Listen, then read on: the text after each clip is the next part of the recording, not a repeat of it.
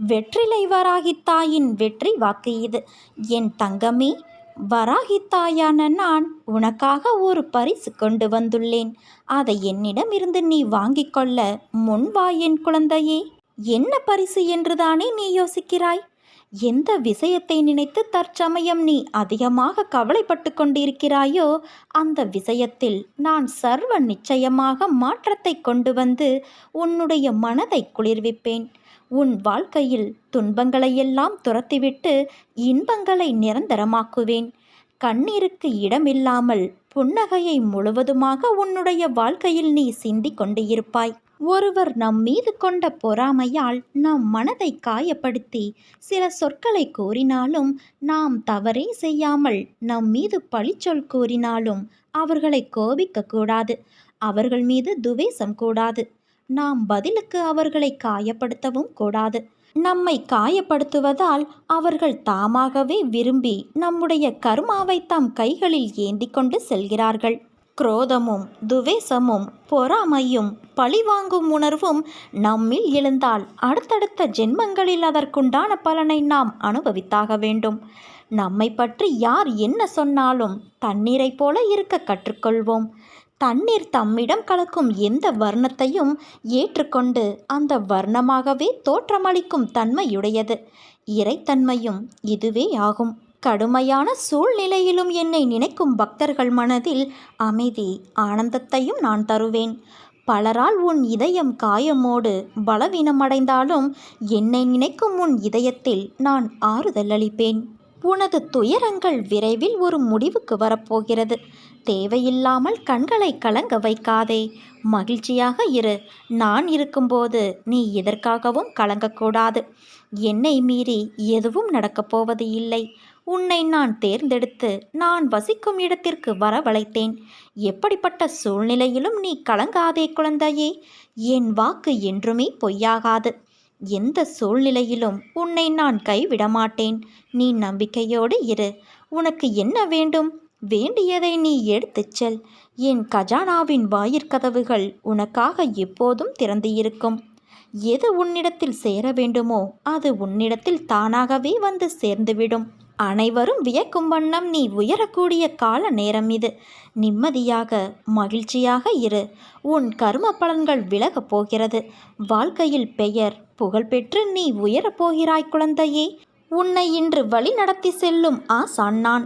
நித்தியப்படி வழங்க நான் சற்று தயங்கி தயங்கி யோசித்து நின்றால் நீ சற்று யோசித்துப்பார் என்ன நடந்திருக்கும் என்று. நீ கேட்டு நான் எதையும் செய்ய வேண்டிய அவசியமில்லை. எந்த சூழ்நிலையிலும் நீ கடந்து வந்த பாதையை மறக்காதே. உன்னோடு உன் அன்னையான நான் இருக்கிறேன் என் குழந்தையே. உன் கண்முன்னால் நான் அமர்ந்து கொண்டு இருக்கிறேன். உன்னுடைய செயல்களில் மாற்றத்தை கண்டு என்னை முழுமையாக ஏற்றுக்கொண்டு நீ என்னை காண துடிப்பாய். அப்போது நான் உன் கண்முன்னே தோன்றும்போது உன்னால் பேச முடியாமல் கண்களில் ஆனந்த கண்ணீர் வழிய நீ வாயடைத்து போவாய். உன் கிரகத்தில் நான் வாசம் செய்யும்போது நீ எதற்கும் கலங்கக்கூடாது. நான் இருக்கிறேன். அனைத்திலும் இருந்து உன்னை நான் விடுவிக்கப் போகிறேன். உன்னை நான் உயர்த்தி பார்க்கப் போகிறேன். கலங்காதே. உனக்கு வேண்டியதை செய்ய நான் இருக்கும்போது எவரிடத்திலும் போய் நீ நின்று கொண்டே இருக்காதே. உனது தேவையை பூர்த்தி செய்ய யாசகம் பெற்று உனக்கு தருவதற்காக உன் அன்னையான நான் காத்திருக்கின்றேன். ஒரு மனிதனின் வாழ்வும் தாழ்வும் உயர்வும் மேன்மையும் வீழ்ச்சியும் மாட்சியும் அவனது நாவில்தான் குடியிருக்கிறது. அந்த நாவிலிருந்து வரும் வார்த்தையை வைத்தே இவற்றை அவர்கள் எடை போடுகிறார்கள். ஒருவரிடம் நட்பு கொள்வதும் பகைமை கொள்வதும் உயர்வான மதிப்பை பெறுவதும் இகழ்ச்சியடைவதும் கூட இந்த நாவினால்தான் வருகிறது. அதனால் ஒரு முறை பேசுவதற்கு முன்பு பல முறை யோசனை செய் என்றார்கள். எதை கொட்டினாலும் அள்ளி விடலாம். வார்த்தையை கொட்டினால் அள்ள முடியாது. வில்லிலிருந்து சென்ற அம்பும் வாயிலிருந்து சென்ற சொல்லும் இலக்கை தாக்காமல் விடாது. அதை திரும்ப பெறவும் முடியாது. தீயினால் சுட்டால் புண்ணாகி ஆறிவிடும். ஆனால் நாவினால் சுட்டுவிட்டால் ஆறவே ஆறாது. சொல்லாத சொல்லுக்கு நீ முதலாளி. சொன்ன சொல் உனக்கு முதலாளி. இப்படி பல விஷயங்கள் சொல்லை பற்றி இருக்கிறது. அதை பற்றி பேசுவதற்கு முன்பும் நிதானம் தேவை குழந்தையே. நாம் பேசுவதற்கு மட்டும்தான் நிதானம் தேவை என்று இல்லை. பிறர் பேசுவதையும் நிதானமாக கேட்க கற்றுக்கொள்ள வேண்டும். பிறர் பேசும்போது குறுக்கே பேசுவது, வார்த்தைக்கு வார்த்தை எதிர் வார்த்தை பேசுவது, எதிரில் பேசுபவர் முழுவதையும் கேட்காமல் உடனே பதில் கூறுவது, எரிச்சல் அடைவது போன்றவற்றை செய்யாமல் எதிரில் இருப்பவர் என்ன பேசுகிறார் என்பதை முழுமையாக கேட்க வேண்டும். நான் கூட உன்னிடம் பல வழிகளில் தினமும் பேசிக்கொண்டுதான் இருக்கிறேன். ஆனால் நீ அதை கவனிப்பது இல்லை. அதற்கு மாறாக நீ மட்டுமே என்னிடம் பேசுவதாக நினைத்து புலம்பிக் கொண்டு இருக்கிறாய். இனிமேல் நீ யாரிடம் பேசினாலும் பேசுவதற்கு முன்பு இதை பேசலாமா வேண்டாமா என்பதை பலமுறை யோசனை செய். புறங்கூறுதல், அதாவது ஒருவரை பற்றி பின்னால் பேசுவது, பிறரை தூற்றி எதிரில் இருப்பவரை புகழ்ந்து பேசுவது, காரியத்தை சாதித்து கொள்ள நயந்து பேசுவது போன்றவற்றை விட்டுவிடு. உண்மையை உள்ளபடி சொல். பொய்யை சொல்லும் அவசியம் வருவதை தவிர்த்துவிடு. பிறர் உன்னை ஆதிக்கம் செலுத்தும் வகையில் பிறரை அதிகமாக உன்னிடம் பேச விடாதே. நீயும் பிறரிடம் சிக்கிக்கொள்வதைப் போல பேச்சை விட்டுவிடாதே. இன்றிலிருந்து வார்த்தைகளை வெளியே அதிகம் கொட்டாதே. என் வார்த்தைகள் மீது நம்பிக்கை வைத்து செயல்படு என் குழந்தையே. என்னையே நம்பி தஞ்சமடைந்த உன்னை என்றும் நிர்கதியாக விடமாட்டேன்.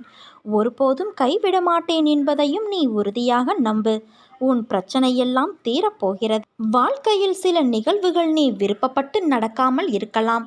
ஆனால் என்றும் உனக்கான நல்லது எதுவோ அதுவே நடக்கும். உன் விருப்பமில்லாமல் உன்னிடம் ஒரு நிகழ்வு வருகிறது என்றால் உன் அன்னை உன் அருகில் உனக்கான நல்லதை எடுத்து தருகிறேன் என்று நம்பிக்கை கொள். நீ விரும்பியதை மட்டும்தான் உன் கண்கள் பார்க்கும். உனக்கான நல்லதை நீ பார்க்க மறந்து விடுவாய். அதை உன் கண்கள் பார்க்கும் வண்ணம் நான் செய்வேன். உன்னை படைத்தவன் நான் என்று நீ உணரும்போது உனக்கானதையும் சேர்த்துத்தானே படைத்திருப்பேன். எல்லாம் தக்க நேரத்தில் வந்து அமையும். அவற்றோடு என் சீரான ஆசீர்வாதங்களும் உன்னை வந்து சேரும். நீ சுபிட்சமாய் சந்தோஷமான நிம்மதியான வாழ்வை வாழ்வாய். வாழ்க்கை என்பது ஒரு பட்டம் போல.